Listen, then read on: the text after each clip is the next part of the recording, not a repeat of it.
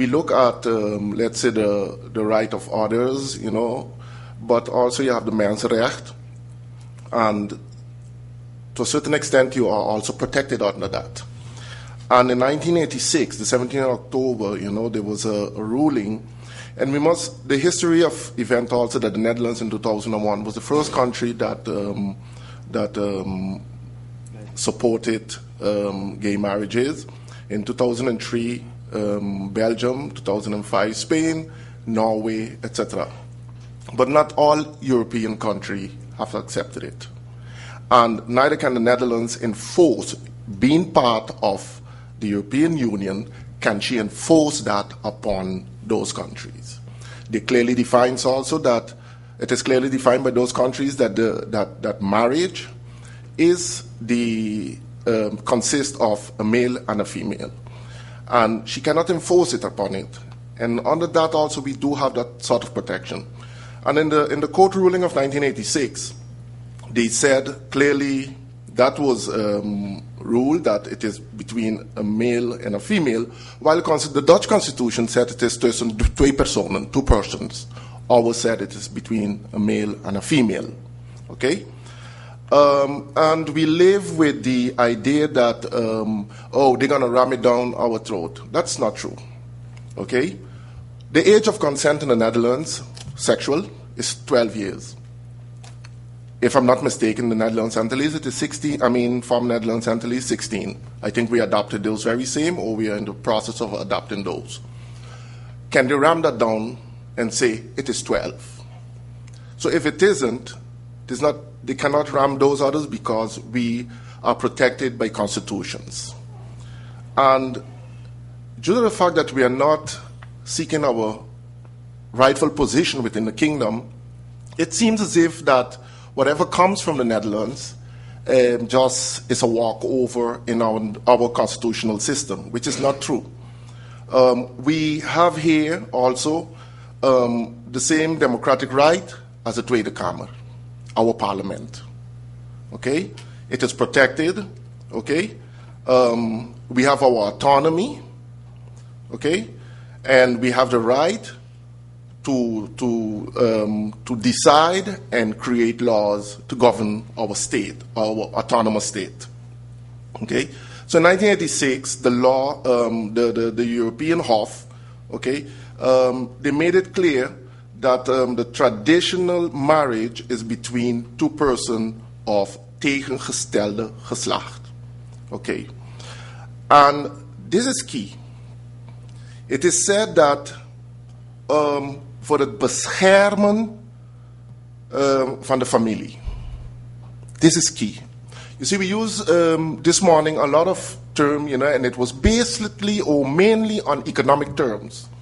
But we reach now to the point where we have to ask ourselves now, the nucleus of the society is the family, and not money.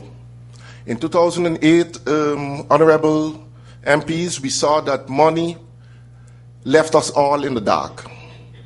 Millions and billions were lost, and people were scrambling and trying to find from food. Stocks were worthless, etc. Who survived it? Us people.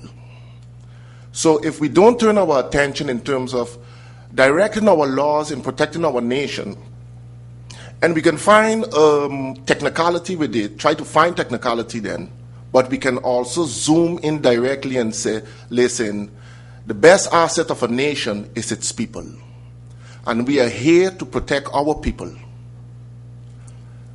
And we have an obligation towards our young people. All of us sitting here were born, be it in or out of wedlock, but from a man and a woman. That's for sure. No other type of setting can bring forth, where procreation is concerned, children. So we have an obligation towards our children, towards the society, to give them direction where morality is concerned, and to show them the essence of life. And we speaking from the point of view, the Word of God, but nature tells others that it's only this way it can happen. So we can find technicality as a parliament, and that way it's not necessarily the truth because we have already accepted in our constitution the word of God. We say we are governed, we embed it into our constitution. So we can go further than that.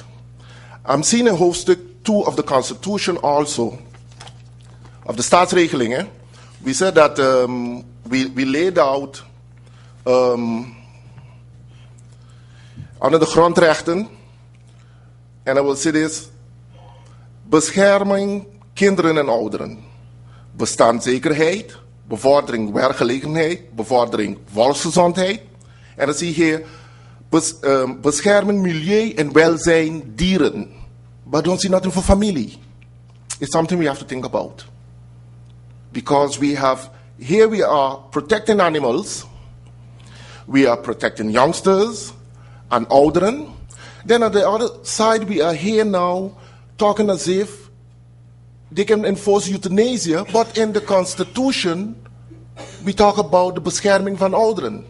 And then when we go on to volksgezondheid, we're going to see the obligation of the state about volksgezondheid. And then we're still afraid about euthanasia because the Dutch, they have euthanasia as a cup of tea in their system. It's not true. And first we must establish for ourselves our right within the constitutional system. And we have a right, an autonomy that is protected both by European, international laws. Don't be afraid. And we have to get more acquainted with these overseas European laws, etc. Strengthen ourselves on that level, which is on the juridic side. Strengthen ourselves and start now dissecting these laws here and make them work for us as a country.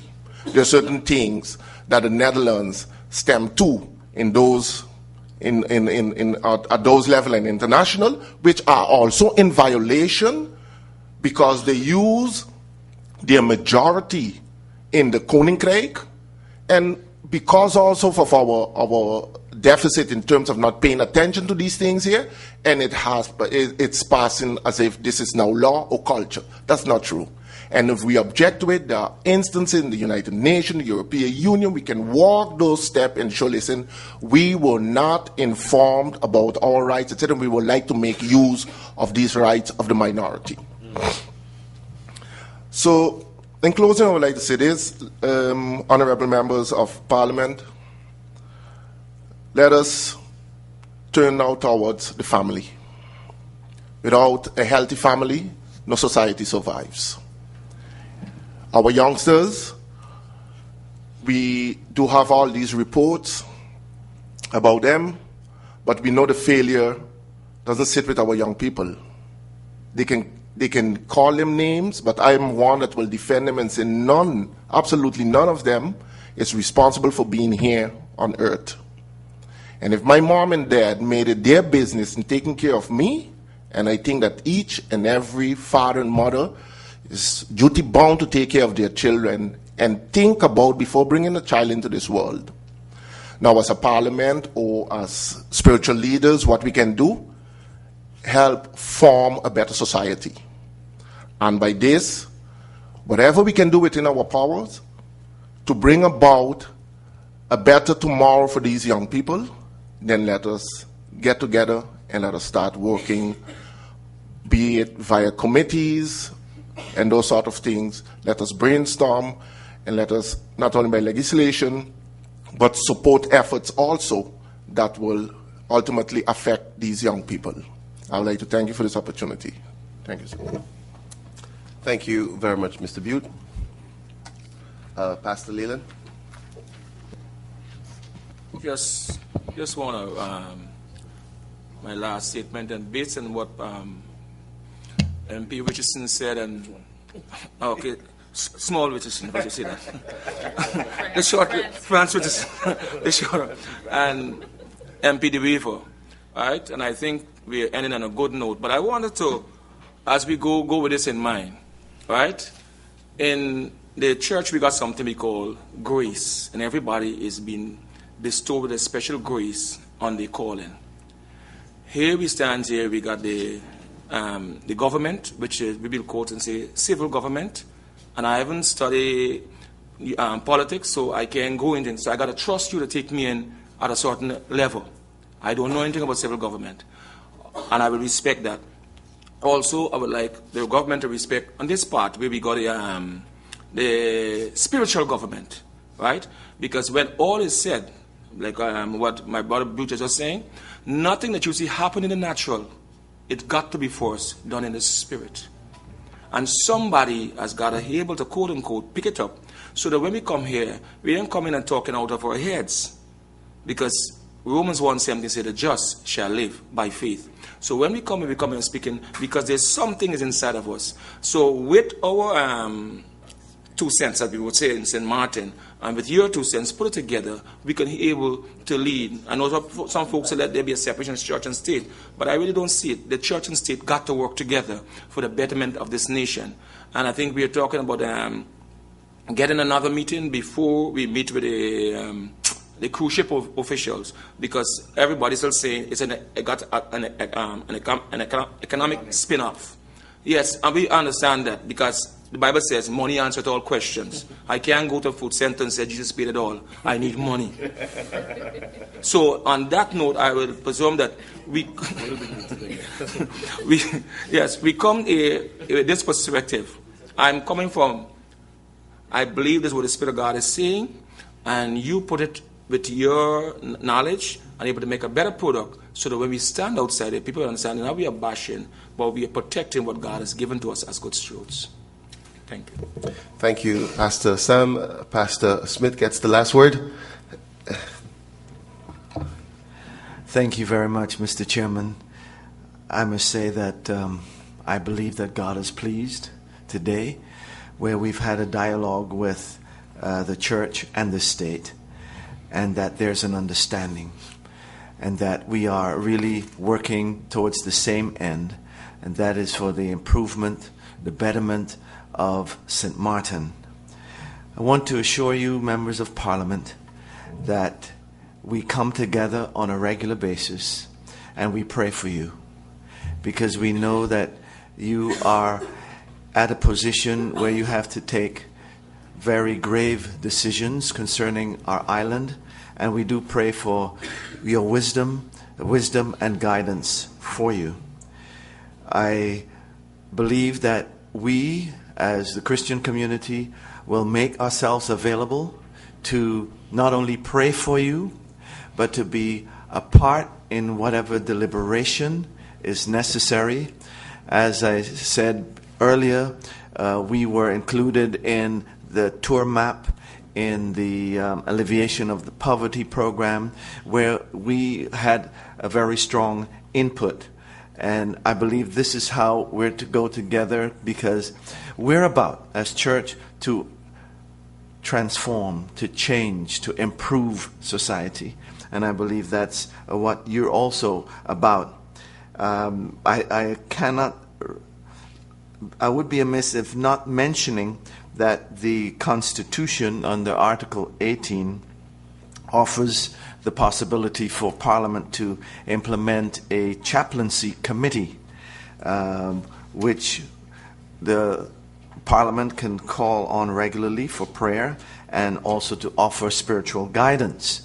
And I would like to encourage you to look at this. In fact, a letter was sent by the St. Martin Christian Council on the 6th of November 2010 to Parliament, asking for this to be implemented. And therefore, I think this would also be a start where together Parliament and the Christian community can work together for the betterment of St. Martin. Again, I want to thank you all very much for receiving us, for listening, and for your willingness to partner with us to improve